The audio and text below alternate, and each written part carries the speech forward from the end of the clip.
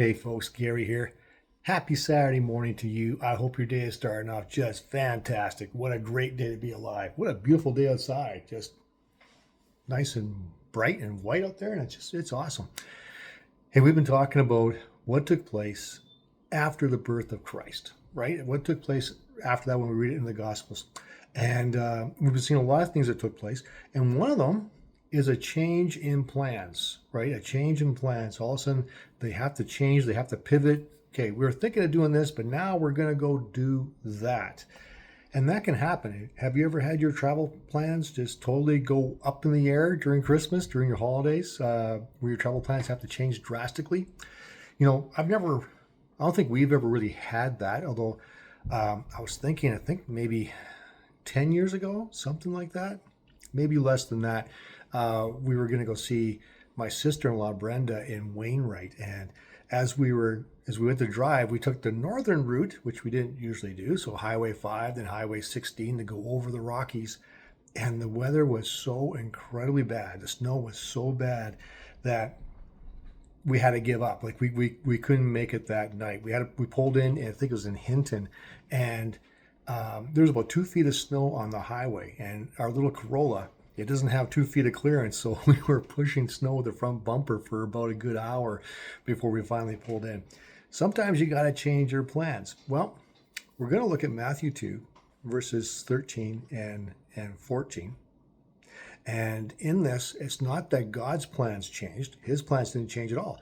But Joseph's and Mary's plans might have changed. Let me just read it. After the wise men were gone, an angel of the Lord appeared to Joseph in a dream. "Get up, flee to Egypt with the child and his mother," the angel said.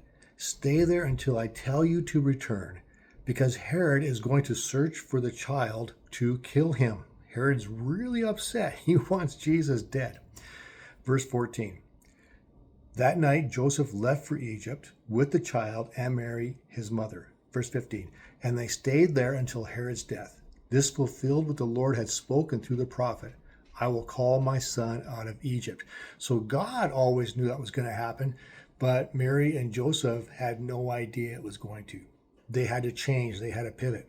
Sometimes that happens in our lives too. Sometimes God will give us a dream, a desire. We say, man, I know God wants me to do this. I really, really feel it. I think God's wanting us to move this direction or that direction or do something. And then God will put a detour in the midst of it.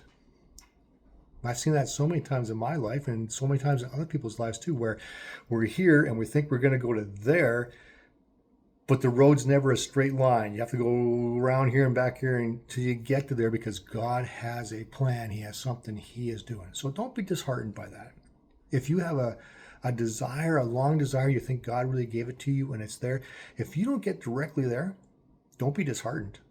Trust God in that. Trust God has something that's going on, and you're going to be blessed in between here and there. Reading about Egypt, there would have been over 1 million Jews in this one area of Egypt, which is kind of cool. They wouldn't have seen it otherwise. Now, all that has anything to do with anything, but it's just kind of neat, the adventures God takes us on. When He takes us from this point to this point, don't get upset because it's taken a winding route. Enjoy that route. Enjoy what God has in front of you, because it may be spectacular and you don't want to miss it because you're disappointed. So that's the message for today.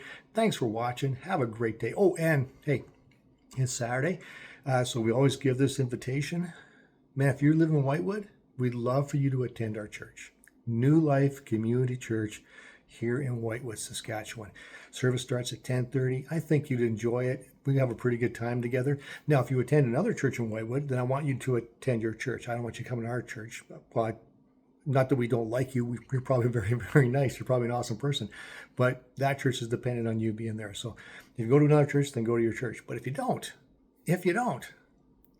maybe check us out. I think you'd have a great time. Awesome. Have a great day, and hopefully we'll see you tomorrow.